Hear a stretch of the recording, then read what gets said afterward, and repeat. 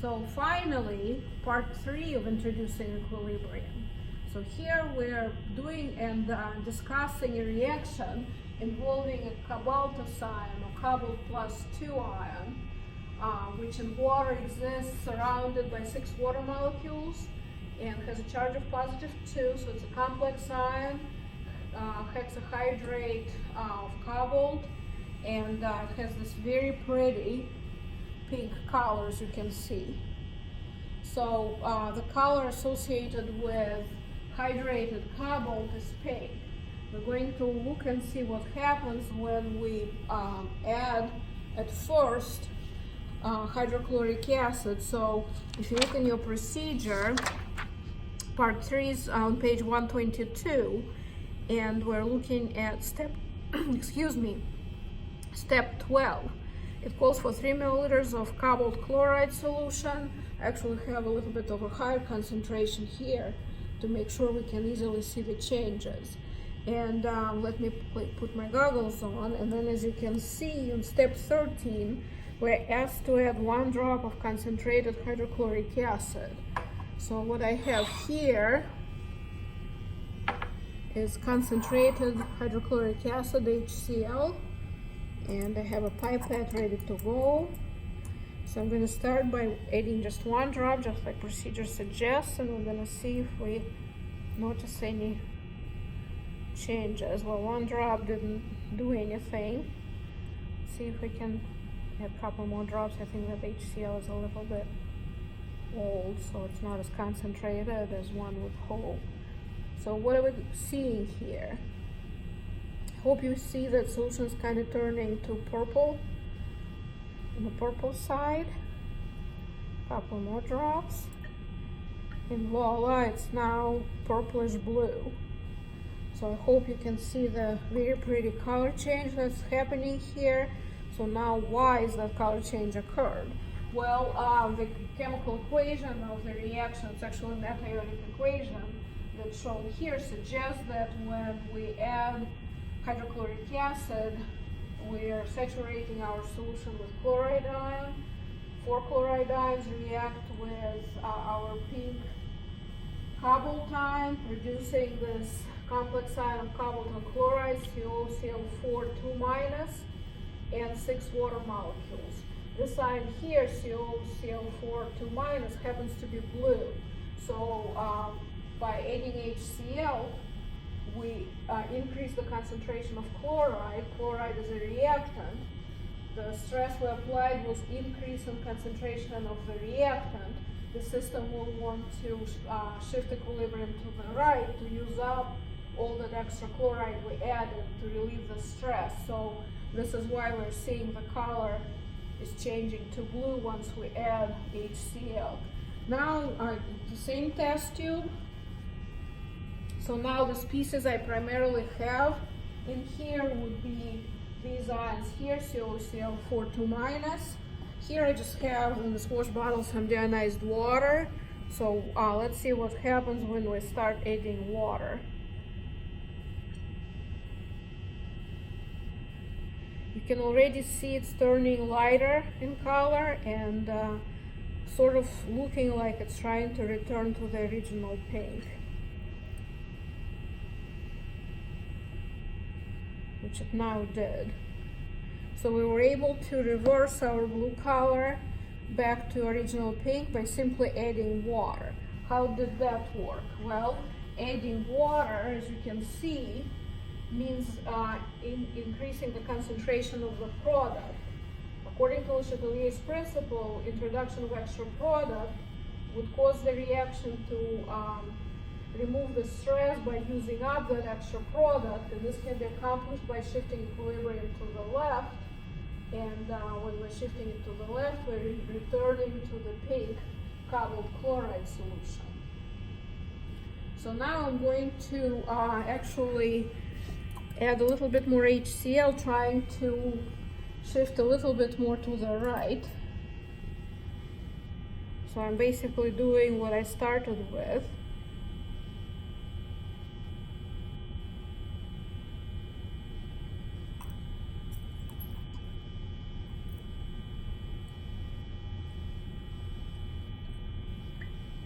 but I'm not gonna go all the way to blue here. I'm gonna try to make it maybe a little bit purplish, like so.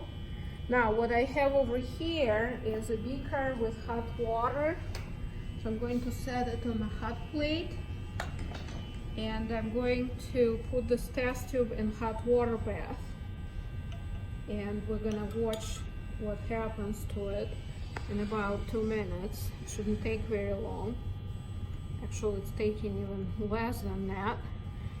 I hope you guys can see that color is turning darker blue.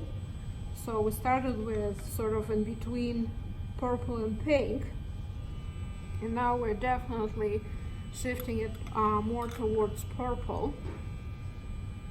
So what am I doing here? Well, you'll say, well, you're heating the test tube. That's right, but in terms of equilibrium, what I'm doing is I'm increasing the temperature. I am adding heat to the reaction. Now, what does this color suggest to us? What's happening? Well, the color suggests the equilibrium is shifting to the right. So I'm gonna leave this here for a minute. Let's go back here. So we're adding heat to the test tube, right? The color that we see changing is pink to blue. Pink to blue suggests the shift to the right. So shift to the right. Can we now tell whether this reaction here, the way I have it written, is slightly different from what you have in your lab manual? So the way I have it written, shift to the right suggests that when I added heat, the equilibrium shifted to the right, which means, if you look at our previous video,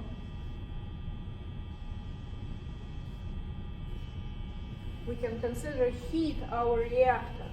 So we added heat, equilibrium shifted to the right by removing the heat that we added. So what do we call a reaction where heat is added? We call, or absorbed, we call this reaction endothermic. So the conclusion we would make is that this is an endothermic reaction. By the way, that part is not in your lab manual, but I thought it would be a great way to demonstrate how one can come to lab, conduct this quick experiment by putting a test tube simply in a hot water bath, observe the changes, and then make a decision as to whether the reaction is endo or exothermic. Again, we added heat, heat acted as a reactant, addition of extra reactant shifted equilibrium to the right, sped up the forward reaction, produced more of the blue color. So it's been a minute or two, and you can see that now it's pretty much completely blue. So what species do we have in here? We have these ions over here, COCl4 2-. Can we make reaction go back? Can we shift equilibrium to the left? Well, we know that reaction is endothermic. So what if we removed heat? Can we remove heat? If we remove heat, the system will want to compensate for it by shifting equilibrium to the left, theoretically to the peak. How can we remove heat? Simple, we just put our test tube in the ice water bath. So I'm going to go ahead and put it in the ice bath. Look at that, look how pretty this is. I hope you can see. My ice has almost completely melted by now, but still I'm able to simply turn the blue colored test tube, or not test tube, but the solution in the test tube, to pink by simply putting it in ice bath. So what's happening here? What species are present in the test tube right now? Species present in the test tube right now is this ion here, COH2O6 2+. How was I able to get this? I removed heat, the equilibrium shifted to the left, reverse reaction sped up, I got my pink solution back. So since I still have some hot water around, why don't we have a little bit of fun? I'm gonna set hot water here. So we can go like this. And you can see it's turning purple.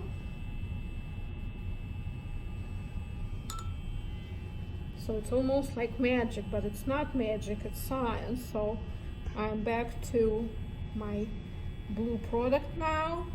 And now I'm gonna put it in a ice water bath, and voila, I'm now back to pink. So adding or removing heat can easily help you shift the equilibrium.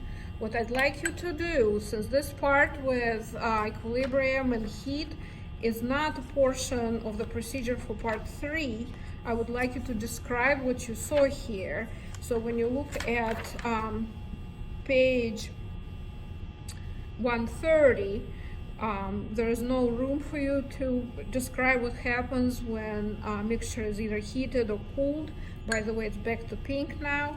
So what I'd like you to do on a separate piece of paper, please describe how we heated our mixture and how we cooled it and how equilibrium shifted. And that will be part of your report for this experiment. That's all for this one. Hope everyone has a good week, and we'll talk later. Bye bye everyone.